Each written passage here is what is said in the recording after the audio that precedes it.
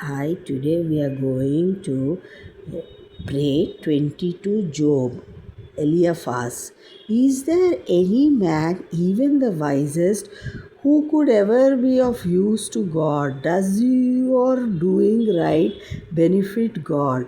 Or does your being good help him at all? It is not because you stand in awe of God that he reprimands you and brings you to trial.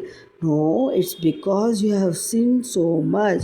It's because of all the evil you do to make your brother repay you the money he saved. You took away his clothes and left him nothing to wear. You refused water to those who were tired and refused to feed those who were hungry.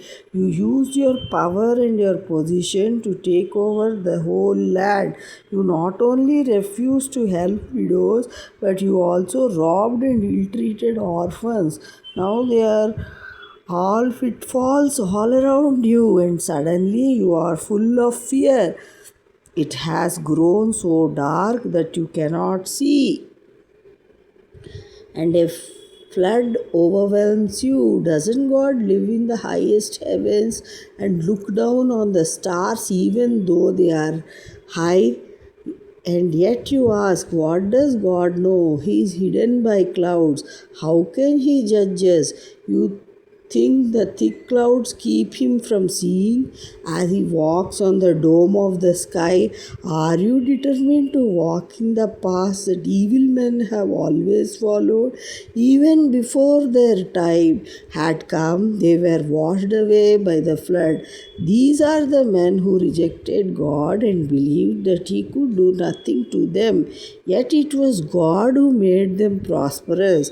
I can't understand the thoughts of the wicked. Good men are glad and innocent men laugh when they see the wicked punished. All that the wicked own is destroyed, and fire burns up everything that is left. Now, Job, make peace with God and stop treating him like an enemy. If you do, then he will bless you. Accept the teaching he gives. Keep his words in your heart. Yes, you must humbly return to God and put an end to all the evil. Throw away your gold. Dump your finest gold in the dry stream bed. Let Almighty God be your gold. Let Him be silver, piled high for you. Then you will always trust in God and find that He is the source of your joy. When you pray, He will answer you. When you pray, He will answer you, and He'll keep the vows you make.